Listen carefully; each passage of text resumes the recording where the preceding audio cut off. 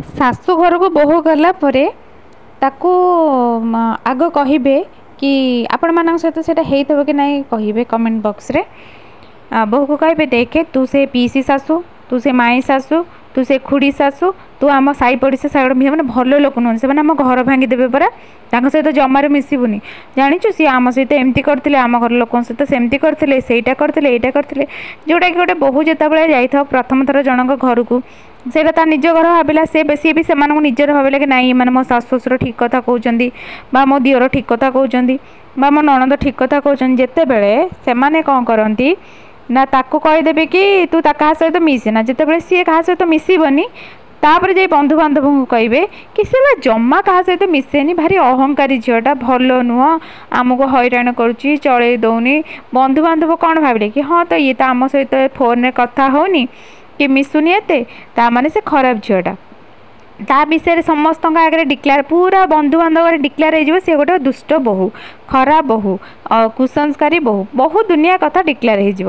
ତାପରେ ଯେତେବେଳେ କୌଣସି ଫଙ୍କସନ୍ ହେବ, ସେଇ ବନ୍ଧୁବାନ୍ଧବ ଯେତେବେଳେ ଆସିବେ ଆଉ ସେ ବୋହୂର ଭଲ ବ୍ୟବହାର ଦେଖିବେ, ସେମାନେ ଆଶ୍ଚର୍ଯ୍ୟ ହେଇଯିବେ କି ଆରେ ହି ଏଇ ଝିଅଟିକୁ ତ ଆମେ ଏତେ ଖରାପ କହୁଥିଲୁ, ଏତେ ବଦମାସ କହୁଥିଲୁ, ଇଏ ତ ସମସ୍ତଙ୍କର ଯତ୍ନ ନେଉଛି, ସମସ୍ତଙ୍କର ଖାଇବା କଥା ବୁଝୁଛି, ସବୁ ଘରର କାମ ଦାମ କରୁଛି, ଗଦା ଗଦା ବାସନ ମାଜି ଦେଉଛି, ରୋଷେଇ ଜଳଖିଆ ବନେଇ ଦେଉଛି ଏତେ ଲୋକଙ୍କ ପାଇଁ ଚାହା ଥଣ୍ଡା ସବୁ ଯେଉଁ ଏକୁଟିଆ ସବୁ କରୁଛି।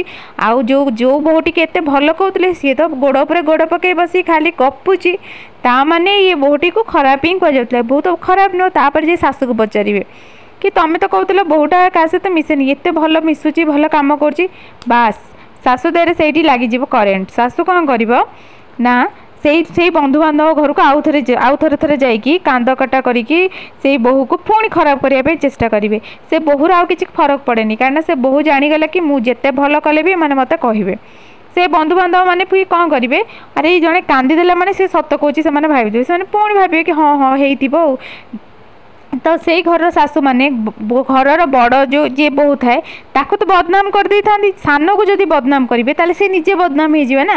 ଲୋକମାନେ କହିବେ କ'ଣ ଦି ବୋହୂ ଖରାପ, ସାନ ବୋହୂ ଯେଡ଼େ ଦୁଷ୍ଟ ହେଇଥାଉ, ଯେଡ଼େ ମାରାତ୍ମକ ହେଇଥାଉ, ଯେଡ଼େ ମୁହଁ ହେଇଥାଉ, ସେମାନେ କ'ଣ କରିବେ ତାକୁ ଚପେଇକି ଘୋଡ଼େଇକି ରଖିବେ, କହିବେ ନାଇଁ ସେ ଭାରି ଭଲ।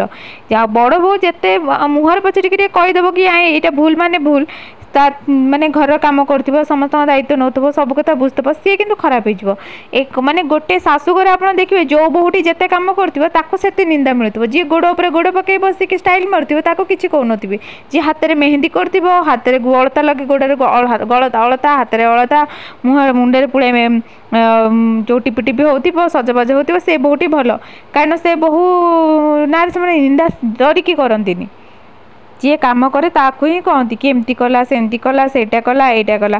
ତମେ ଯେତେ କର ସେମାନଙ୍କ ପାଇଁ, ସେମାନେ ସବୁବେଳେ ତମକୁ ନିନ୍ଦା କରିବେ। ଏଇଟା ବହୁତ ଝିଅଙ୍କ ସହିତ ତାଙ୍କ ଲାଇଫ୍ରେ ହେଉଥିବ, ଭାରି ବହୁତ ହେଉଥିବ। ସମସ୍ତେ ବହୁତ ସହୁଥିବେ, ତାପରେ ବି ସେମାନେ କ'ଣ କରନ୍ତି, ହଁ ଛାଡ଼, ଶାଶୁ ଶ୍ୱଶୁରଙ୍କ ତ ମୋ ଶାଶୁ ଶ୍ୱଶୁର ମୁଁ କରିବି, ଯେତେ ବି କର। କିନ୍ତୁ ସେଇ ଶାଶୁ ଶ୍ୱଶୁର ମାନେ କେବେ ବି ଗୋଟେ ବୋହୂକୁ ନିଜର ଭାବନ୍ତିନି। ବୋହୂ କ'ଣ ନିଜର ଭାବେନି? ଯଦି ନିଜର ଭାବେନି ସେ କରେ କେମିତି ଘରେ କାମ ଦାମ?